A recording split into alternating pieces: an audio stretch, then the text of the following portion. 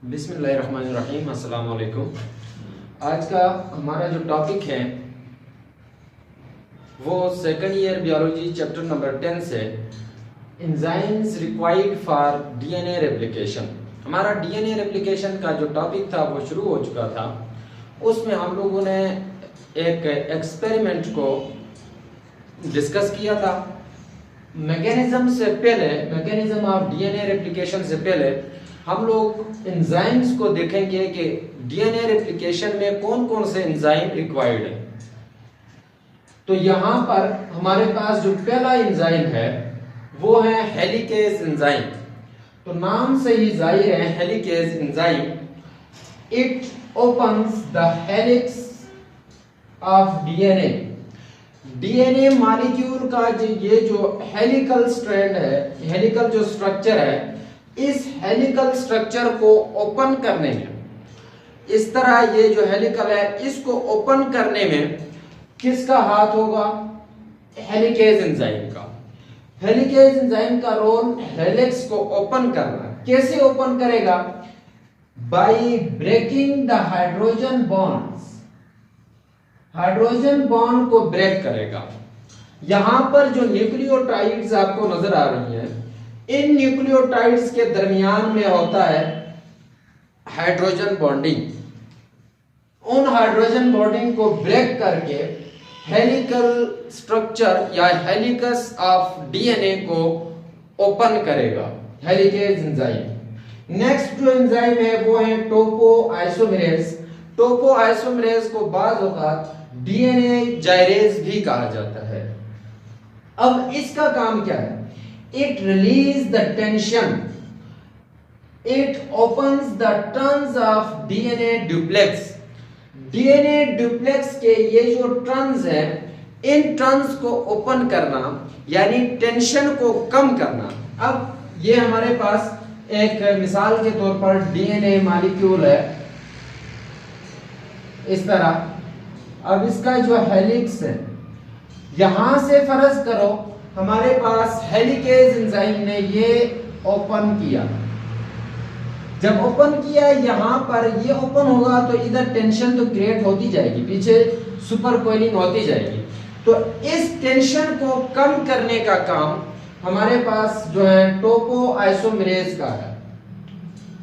टोपो isomerase के बाद next जो है सिंगल स्ट्रैंड बाइंडिंग प्रोटीन।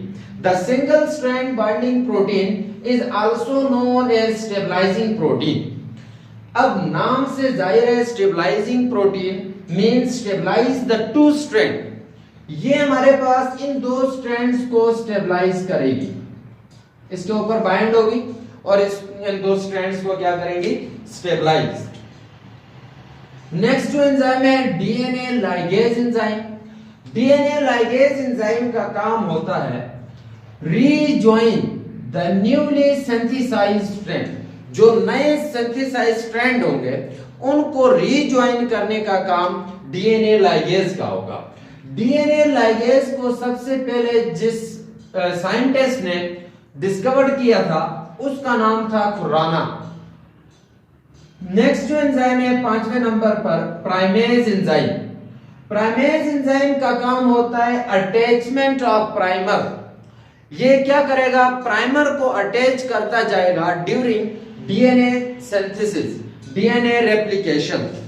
तो यहां पर प्राइमर को अटैच करना मतलब ये कि प्राइमर है क्या?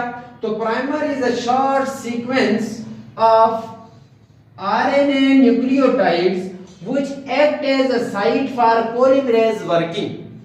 पॉलीमरेज एंजाइम उस वक्त तक वर्क नहीं कर सकता जब तक प्राइमर की अटैचमेंट ना हो। वैसे डीएनए पॉलीमरेज एंजाइम जो है, डीएनए पॉलीमरेज एंजाइम का मेजर रोल होता है रेप्लिकेशन में, लेकिन विदाउट प्राइमर ये डीएनए पॉलीमरेज एंजाइम जो है वो इनिशिएशन नहीं कर सकता। तो यहां पर प्राइमर क्या हुआ? Short sequence of RNA nucleotides which act as a site of for polymerase working। ये था प्राइमेज का काम। नेक्स्ट जो है डीएनए पॉलीमरेज। अब डीएनए पॉलीमरेज हमारे पास तीन है। DNA polymerase 1, DNA polymerase 2, DNA polymerase 3। ये 3 डीएनए पॉलीमरेज है। एक एक को देखते हैं। डीएनए पॉलीमरेज 1 ये क्या करेगा? Replace primer and fill the gap.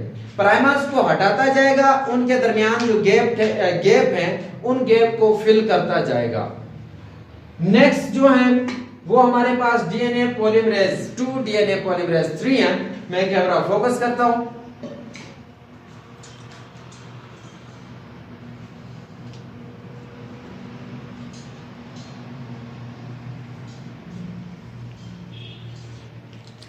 DNA polymerase 3 जो है, it is a large enzyme having सब यूनिट्स। इसके मजीद जो है हमारे पास सब यूनिट्स होते हैं। उनमें से एक जो है अल्फा सब यूनिट, बीटा सब यूनिट एंड गेमा सब यूनिट। अल्फा सब यूनिट का काम होगा इनिशिएशन ऑफ रेप्लिकेशन। रेप्लिकेशन का जो प्रोसेस है उसको इनिशिएट करना alpha unit of DNA polymerase 3 का है, जबकि beta unit of DNA polymerase is involve in proof reading. Proof reading में जो है beta unit of DNA polymerase 3 involve है।